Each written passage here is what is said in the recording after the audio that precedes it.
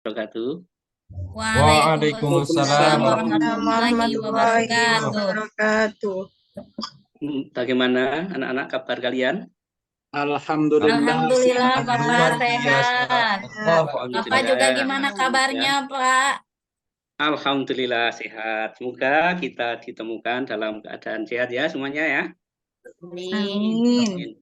Sebelum kita mulai pelajaran, mari kita berdoa dulu yang akan dipimpin oleh ketua kelas. Yuk, ketua kelasnya siapa? Kuliah. Silahkan dipimpin Siap dulu. Bapak. Teman-teman, sebelum kita belajar, alangkah baiknya kita berdoa terlebih dahulu. Kita berdoa sama-sama ya teman-teman. Berdoa dimulai. Bismillahirrahmanirrahim.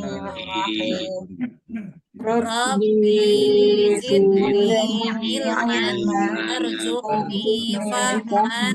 Amin. Amin. Doa selesai. Ya, terima kasih Mbak. Ya. Sebelumnya cek dulu ya. Yang ini saya cek dulu kehadirannya. Kemarin Mbak Lia izin sakit ya? Kenapa? Sakit apa Mbak Lia? Iya Pak, cuaca panas, badan juga ikut panas Pak. Iya. Memang akhir-akhir ini pergantian cuaca mempengaruhi pada ya badan kita. Kalau kita kurang fit, nanti kan kita kena sebuah ya penyakit. Tapi kalau kita badannya fit, insya Allah akan tidak terkena apa-apa. Iya Pak. Minum vitamin, Kakak. Oh iya, Ya, vitamin. ya Kak Banyak-banyak Yuli vitamin. sudah Kak Yuli. Alhamdulillah sekarang sudah mendingan. Oke, baik anak-anak. Kali ini kita akan belajar tentang materi akhlak terpuji pada diri sendiri.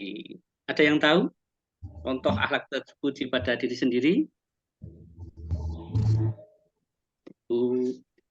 Mas Abdul Muin, apa itu akhlak terpuji pada diri sendiri, Abdul Muin?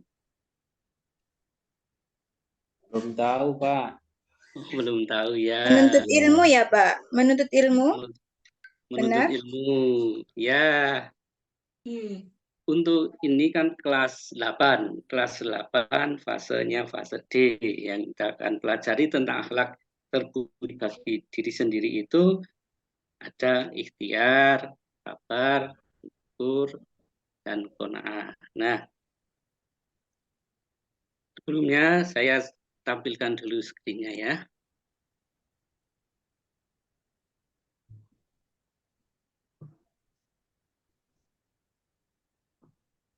Apakah sudah bisa dilihat mas-mas mbak-mbak? Sudah Pak. Iya Pak, sudah ada. Sudah, Pak. Ya, akan kita pelajari pada pagi hari ini, malam hari ini, yaitu tentang akhlak terpuji pada diri sendiri. Konsepnya adalah yang akan kita capai pada pembelajaran adalah menjelaskan pengertian dan pentingnya tawakal, ikhtiar, sabar, syukur, dan qanaah. Mengidentifikasi bentuk dan contoh-contoh perilaku tawakal, ikhtiar, sabar, syukur, dan qanaah. Menunjukkan nilai-nilai positif dari tawakal, ikhtiar, sabar, syukur, dan qanaah dalam performa kehidupan, serta menampilkan perilaku tawakal, ikhtiar, sabar, syukur, dan qanaah. Indikatornya yang akan kita capai adalah siswa nanti bisa menjelaskan pengertian sabar, pentingnya tawakal, ikhtiar, sabar, syukur, dan qanaah. Siswa mengidentifikasi bentuk dan contoh-contoh perilaku tawakal, ikhtiar, sabar, syukur, dan qanaah. Siswa menunjukkan nilai positif dari tawakal, ikhtiar, sabar, syukur, dan qanaah dalam fenomena sehari-hari. Siswa bisa menampilkan perilaku tawakal, ikhtiar, sabar, syukur, dan qanaah. Kita langsung pada materi ya anak-anak. Yang pertama adalah tentang tawakal. Apa itu tawakal? Tawakal adalah berasal dari tawakala, ya tawakalu, tawakulan, yang artinya berserah diri atau mewakilkan. Sedangkan menurut istilah, tawakal adalah berserah diri pada Allah atau menyerahkan suatu urusan kepada kebijakan Allah SWT yang mengatur segala-galanya. Selanjutnya perintah tawakal itu ada langsung dari pusatnya kalau Gus Idam, ya Mas Nanang, coba Mas Nanang bacakan surat Al-Imran ayat 159 tentang perintah bertawakal. Ya. A'udzu billahi minasyaitonir rajim. Bismillahirrahmanirrahim. Wa idza 'azamta fatawakkal 'alallah. Fatawakkal 'alallahi innallaha yuhibbul mutawakkilin. Aduh, terima kasih suaranya merdu sekali Mas Nanang ini ya. Ya. Yaitu adalah perintah bertawakal surat Al-Imran ayat 109 yang artinya kemudian apabila engkau telah membulatkan tekad maka bertawakallah. Allah sungguhnya mencintai orang-orang yang bertawakal. Nah, bentuk dan contoh tawakal yang di sini adalah contohnya ayah Ibu Ahmad adalah seorang petani kecil. Ia sangat mendambakan agar Ahmad kelak menjadi anak yang soleh, yang cerdas sebagai muslim dan muslimat yang taat beragama. Setiap hari mereka selalu berdoa dan tawakal kepada Allah semoga keluarga hidup tentram di bawah ridho Allah. Nah, ini adalah bentuk contoh bertawakal pada Allah. Selanjutnya adalah dampak dari positif. Kalau kita sudah bertawakal kepada Allah, dampaknya apa? Akan mendatangkan jiwa. Yang selanjutnya memperoleh kepuasan batin. Batin akan selalu puas, memperoleh keteguhan hati, menumbuh kembangkan kesadaran akan kelemahan dirinya. Nah, itu adalah dampak positif dari tawakal. Yang selanjutnya adalah ikhtiar. Ikhtiar merupakan akhlak terpuji bagi diri sendiri yang nomor 2. Yang di sini apa itu ikhtiar? Coba kita lihat. Ikhtiar itu berasal dari ikhtiro, yahtaru, ikhtiaron. Apa artinya Mas Asrorudin? Mas Asrorudin ada nggak nih? Ya, artinya Ya, memilih. memilih ya. Arti dari ikhtiar secara bahasa istilah, ikhtiar adalah melakukan sesuatu kegiatan dengan maksud untuk memperoleh suatu hasil yang dikehendaki. Itu adalah ikhtiar secara istilah. Selanjutnya perintah berikhtiar itu ada dalam hadis yang diriwayatkan oleh Bukhari nomor 1378 dari Zubair bin Awam. Coba di sini Mbak Herawati di hadis tersebut. Mbak Hera. Ya, kenapa? Ya, Mbak Hirnawati. Tidur di belakang. Oh, lagi ke Sudah terlalu belakang. glowing jadi ndam. Izin Bapak. Saya coba ya Pak. Bismillahirrahmanirrahim. Ya. La ayyakhuta ahadukum hablahu fayati bihusnatil khatabi ala dhahrihi. Tidak terlalu jelas Pak. Oh, tidak terlalu jelas. Lihat tulisannya putih ya. Bayat Fayati'aha Fayakuf fayatullah biha wajhahu khairullah min ayyas alan nas a'tauhu au mana'u. Ya, terima kasih. Artinya apa? Dari perintah tersebut, sungguhnya jika sekiranya salah seorang di antara kamu membawa talinya untuk mencari kayu bakar, kemudian ia kembali dengan membawa seikat kayu di atas punggungnya, lalu ia jual sehingga Allah mencukupi kebutuhannya dengan hasil itu adalah lebih baik daripada meminta-minta kepada manusia, baik karena yang dimintai memberi atau menolaknya. Jadi kita sebagai seorang muslim ya harus kita untuk berikhtiar atau usaha. Bagaimanapun caranya, insya Allah kalau kita usaha, nanti Allah akan memberikan rezekinya. Selanjutnya dampak positif dari ikhtiar. Yang pertama adalah kepuasan batin. Batin akan selalu puas dengan dampak positif tersebut. Yang kedua terhormat. Karena kalau orang yang meminta-minta kan itu kelihatannya apa ya, tidak terhormat kan, yun. Nah itu ya. Kalau terhormat, nah, itu karena kita usaha sendiri. Selanjutnya berlaku hemat. Nanti kalau kita sudah usaha akan membuat kita akan hemat. Nah, membiasakan diri berikhtiar yang pertama adalah giat dan bersemangat dalam melakukan suatu usaha. Ya, gitu. Kalau kita melakukan suatu usaha apapun harus giat dan bersemangat, tidak mudah untuk putus asa ya. Tekun dalam melaksanakan suatu tugas yang diamanahkan kepadanya. Terus tidak mudah putus asa dan apabila menghadapi kesulitan. Yang selanjutnya memiliki semboyan bahwa kerja keras untuk mencukupi kebutuhan lebih mulia daripada meminta bantuan atau menunggu belas kasih orang lain. Selanjutnya adalah sabar. Nah, ini harus dimiliki oleh semua. Sabar itu apa?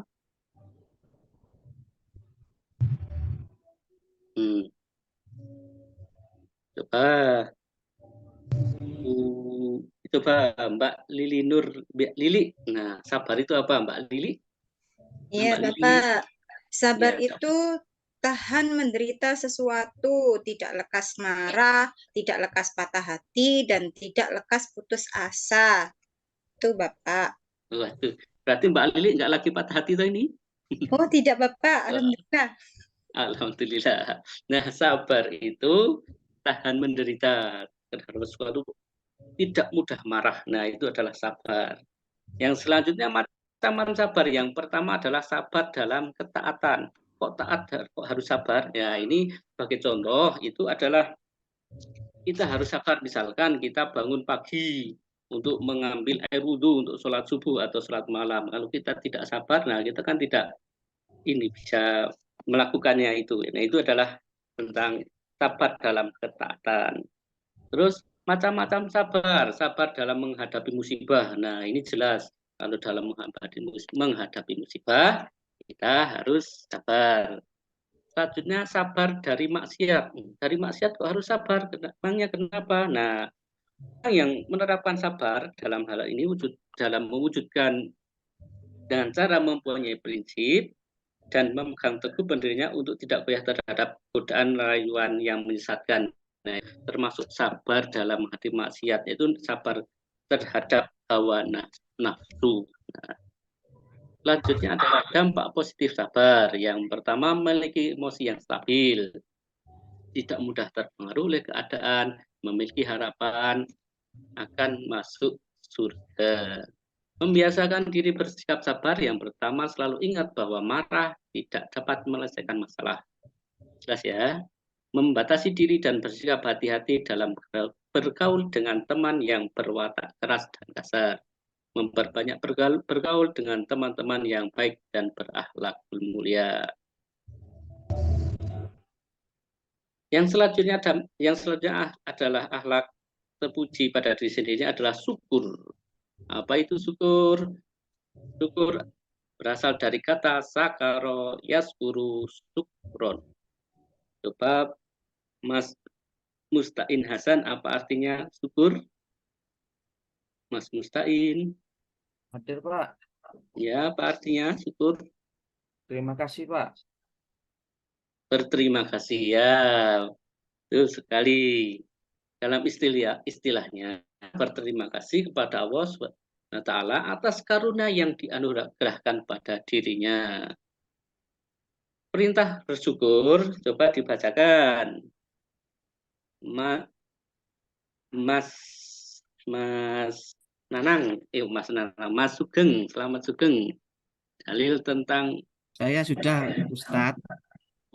Mas Slamet. Mas Slamet. Ya, Saya sudah. hadir. Tadi ada tuh Mas Slamet ya, coba bacakan. Ya, Selamat. hadir. A'udzu billahi minasyaitonir rajim. fadhkuruni adzkurukum washkuruli wala takfurun. Nah, terima kasih Mas Slamet. Nah, itu artinya apa? Ingatlah kepadaku, aku pun akan ingat kepadamu. Bersyukurlah kepadaku dan janganlah kamu ingkar kepadaku. Nah, itulah syukur. Bentuk-bentuk syukur yang pertama, misalkan ini ada yang petani musim panen, itu memetik panenannya banyak 7,5 kuintal buah. Ia pandai bersyukur nikmat Allah, walaupun panenannya itu belum mencapai nisab, namun ia menyisihkan sebagai gabahnya untuk diserahkan kepada Baitul Mal. Itulah contoh dari bentuk bersyukur. Tapi bentuk bersyukur yang paling mudah adalah mengucapkan kalimat apa? Ayo anak-anak. Alhamdulillah. Alamin. Kalimat yang sangat mudah untuk diucapkan untuk mensyukuri apa yang nikmat diberikan Allah kepada kita semua. Dan bersyukur apa? Yang pertama adalah memperoleh kepuasan batin, terhindar dari sifat tamak. Nah, ini sifat tamak ini adalah mereka yang tidak bisa mensyukuri atas nikmat Allah yang diberikan. Banyak orang di Indonesia ini korupsi. Nah, itu adalah contoh-contoh orang yang tidak mensyukuri nikmat yang diberikan Allah kepada kita. Yang selanjutnya adalah mendapatkan jaminan tambahan nikmat dari Allah. Bagaimana cara membiasakan diri? Yang pertama adalah menerima uang saku pemberian orang tua dengan senang hati. Yang kedua, memanfaatkan uang saku untuk hal-hal yang bermanfaat, tidak boros ya. Selanjutnya adalah qanaah. Apa itu qanaah? Qanaah berasal dari kata qana'a, yakna'a, qono'an, qono'atan. Artinya rela, suka, menerima yang dibagikan kepada kita. Secara istilah, qanaah adalah rela menerima kenyataan hidup yang dialami, tidak berkeluh kesah, tidak pula mengangan-angan kesenangan yang diterima oleh orang lain. Perintah untuk bersifat qanaah yaitu adalah dalam surat An-Nisa ayat 32. Nah, Mas Majid, bisa tolong dibacakan Mas Majid? Siapa? A'udzu billahi minasyaitonir rajim. Bismillahirrahmanirrahim. Wala tatamannaw ma faddalallahu bihi ba'dukum ala ba'd. Lirrijali nasibum mimma iktasabu walin nisa'i nasibum mimma iktasaban.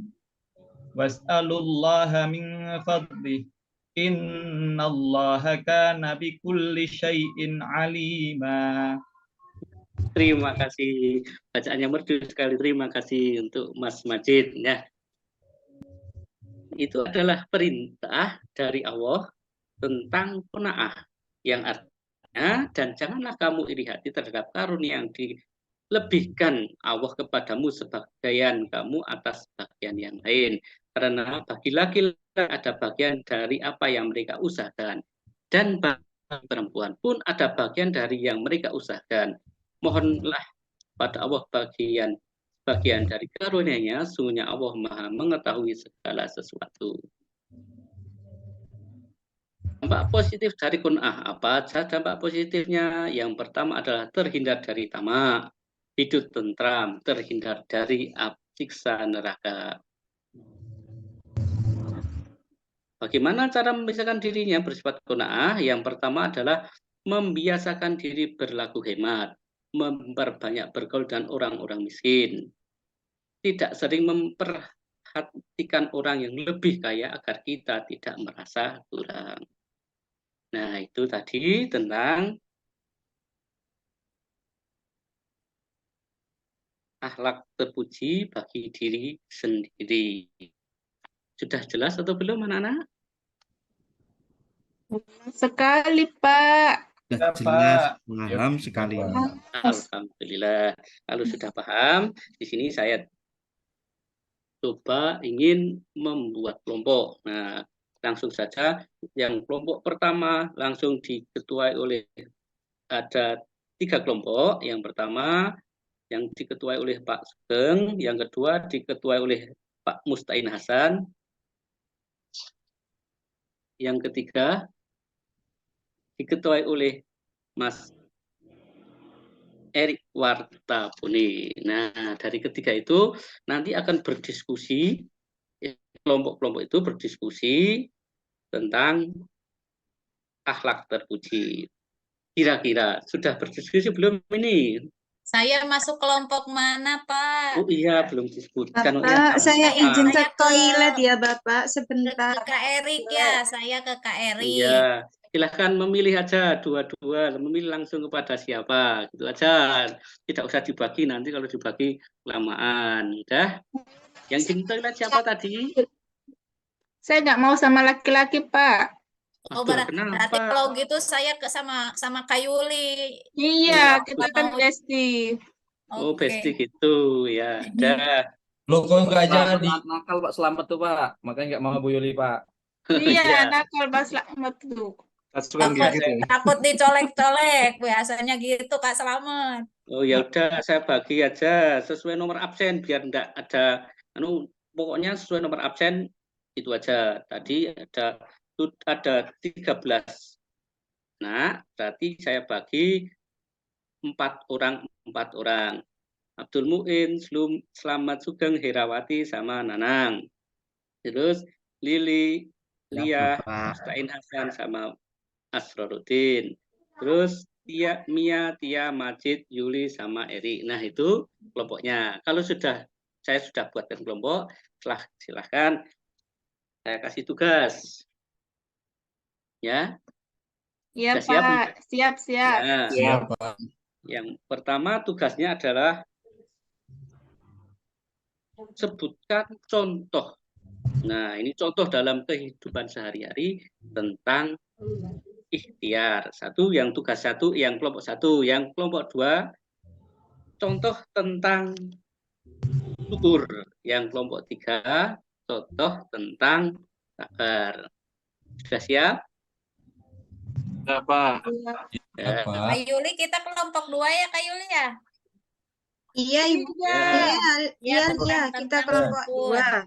Saya kelompok 3. Saya Lia sama Kak sama Yuli berarti saya. kelompok 3. Lia sama Lili, Lia. Ya sudah. Kalau sudah, coba sekarang yang ingin menjadi pembicara atau mengomentarinya silahkan. Siapa dari kelompok pertama? Kelompok 1, saya Pak. Ya, Mas Slamet silahkan. Contoh dari ikhtiar adalah bapak petani yang tiap hari pagi ke sawah untuk menafkahi keluarganya dan anak-anaknya. Ya, ya, Itu betul. Terima kasih untuk kelompok Sama-sama. yang pertama. Selanjutnya kelompok kedua, silahkan. Kelompok kedua apa tadi Pak? Iya, Bapak. Tadi contoh syukur ya? Syukur, iya syukur. Ya. Contoh syukur, salah satunya adalah misalnya ketika mendapatkan rezeki yang halal, maka rezeki tersebut kita sisihkan untuk bersedekah atau untuk digunakan dalam hal-hal di jalan Allah atau hal-hal yang baik. Iya, terima kasih. Yang ketiga, kelompok Saya 3, Pak, silahkan. yang sabar Pak. Ya, Ya kemarin kan Pak, Kiai Mus kan pinjam pulpen sama saya. Terus ya. saya kasih. Ketika saya pinjam pulpen ke dia nggak dikasih, saya sabar Pak. Sakit sih Pak. Ya. Mintain ya. Ya sudah. Samsualep itu kepalanya.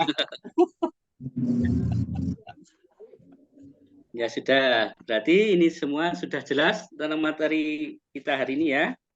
Anak-anak. Iya, Jelas. Bapak. Jelas, Alhamdulillah. Sudah jelas.